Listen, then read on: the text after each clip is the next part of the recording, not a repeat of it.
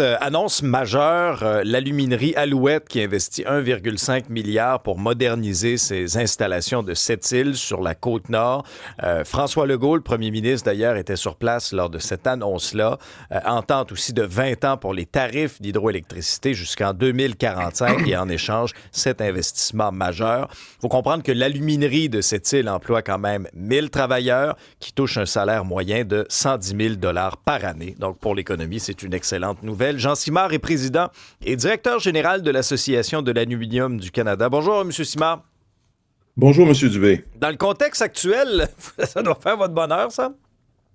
Ben, c'est une excellente nouvelle et comme vous le dites, dans le contexte actuel, ça apporte une grande valeur ajoutée dans le développement économique régional, mais aussi du Québec et naturellement au cœur de la géopolitique actuelle là, pour un secteur comme l'aluminium.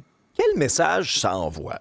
Parce que, bon, on a tous été chamboulés aussi par ces tarifs imposants de 50 % sur l'acier, sur l'aluminium, à la suite de la décision du président américain. Plus que jamais, il faut peut-être regarder ailleurs, ouvrir les marchés. Est-ce que ça va permettre, cette annonce-là, de consolider ce souhait-là, puis la place aussi d'Alouette? Bien, certainement, écoutez, pour le bénéfice de vos auditeurs, Aluminerie Alouette est la plus grande aluminerie des Amériques avec près de 640 000 tonnes d'aluminium produits annuellement. C'est 20 % de la production ici, qui représente à peu près l'équivalent de ce que tous les Américains produisent aujourd'hui comme métal primaire dans une seule usine. Alors, Alouette bénéficie de l'accès à la voie maritime, ce qui lui permet depuis toujours d'exporter soit vers l'Europe, soit vers les États-Unis, le métal primaire produit ainsi à cette île. Donc, le signal qu'on envoie est très puissant parce que c'est un renouvellement de contrat d'énergie pour les 20 prochaines années et qui vient confirmer la place stratégique de cette usine et du Québec dans la production de métal primaire au cœur de ces grands marchés que sont l'Europe et les États-Unis. Décrivez-nous un peu l'état actuel du marché avec les États-Unis, avec les tarifs de 50 %. Est-ce qu'on réussit quand même à être compétitif? Quelles conséquences ça a sur votre industrie avec un peu de recul, là? Bien, écoutez, c'est une situation qui est très difficile, on complexifie en fait l'approvisionnement d'une chaîne de valeur parfaitement intégrée depuis des décennies entre le Canada et les États-Unis pour approvisionner les marchés automobiles, aérospatiales, les électroménagers et ainsi de suite. Vous savez, à chaque semaine, on pousse vers les États-Unis 56 000 tonnes d'aluminium primaire. 56 000 tonnes. À un tarif de 50 %, ça représente 75 millions de dollars par semaine d'impact tarifaire sur nos exportations vers les États-Unis, semaine après semaine. C'est donc considérable. Ça fait en sorte que aussi, à 50 %, certains acteurs du marché refusent de payer le plein prix du tarif. Ce qui fait en sorte que, étant donné qu'on a accès à la voie maritime, par la voie maritime à un autre marché qui est preneur aussi, qui est l'Europe, mais on voit de plus en plus du métal qui va partir vers l'Europe plutôt que de partir vers les États-Unis. Et donc, ça vient jeter beaucoup de confusion dans le marché. Vous savez, c'est une question d'inventaire aussi accumulé aux États-Unis qui permettait aux Américains d'étirer dans le temps l'arrivée du choc tarifaire.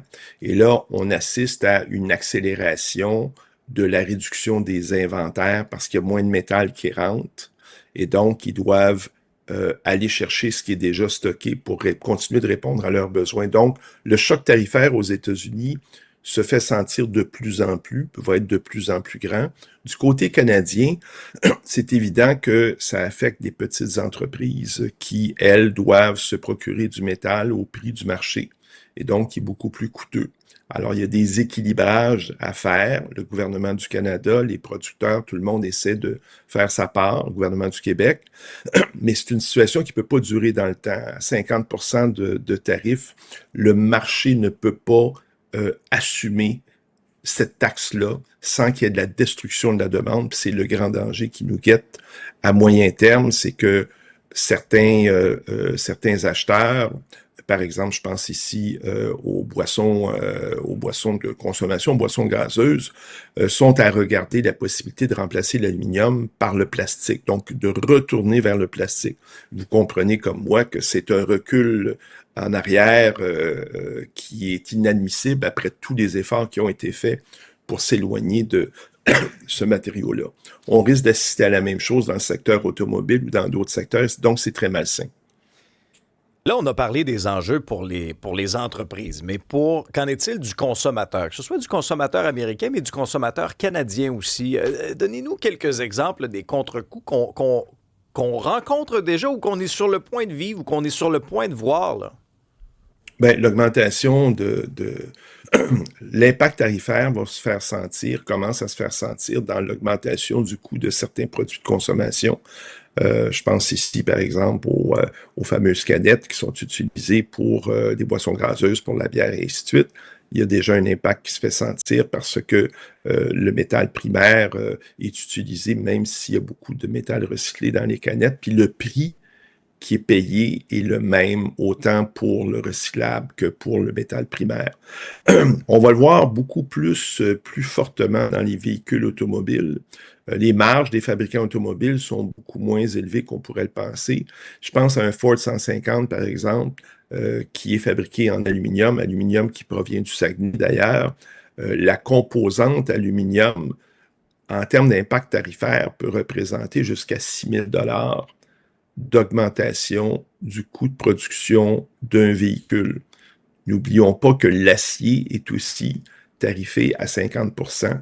Alors, on peut s'imaginer un impact, au moins pour le producteur, le fabricant, d'à peu près 12 000 qu'il va tenter de refiler aux consommateurs quelque part. Peut-être pas le plein 12 000, une partie. Fait que c'est certain que plus on avance dans le temps, plus on va ressentir dans la facture quotidienne de nos achats l'impact de ces tarifs-là. En C'est très conclusion, impressionniste. ben oui, je comprends. En conclusion, est-ce que vous avez bon espoir qu'à la fin du mois de juillet, le Canada et les États-Unis en viennent à une entente, là, à la lumière de ce qui a été discuté à Kananaskis, à ce qui se parle aussi, certaines concessions qui ont été faites par le Canada? Quel est votre ressenti, vos impressions face à ce qui risque d'arriver dans les prochains jours? Ben, je vous dirais, il y a deux jalons dans le temps. Il y a la fin de cette semaine où est-ce que les tarifs dits de réciprocité vont se mettre en place. Et là, on va voir le nombre d'ententes, l'envergure des ententes qui auraient été négociées avec d'autres pays du monde, qui vont aussi nous donner une assez bonne impression de l'intérêt et de la capacité de l'administration américaine de jeter ses énergies maintenant sur l'atteinte d'une entente avec le Canada. On a franchi là une démarche assez difficile dans le temps, parce qu'au moment où les partis devaient se parler, il y a eu la crise en Iran, il y a eu le dérapage avec Musk. Après ça, on s'est retrouvé au G7. Et donc, l'attention de l'administration américaine a été grandement mise ailleurs que sur l'entente avec le Canada. Tout est sur la table pour arriver à une entente. Notre ambassadrice aux États-Unis fait un travail extraordinaire. Les ministres du côté canadien, on est tributaire, on est dépendant de l'intérêt et de l'engagement des Américains pour finaliser une telle entente. On espère que ça va se faire. Jean Simard, président et directeur général de l'Association de l'aluminium du Canada. Merci beaucoup. C'est moi qui vous remercie.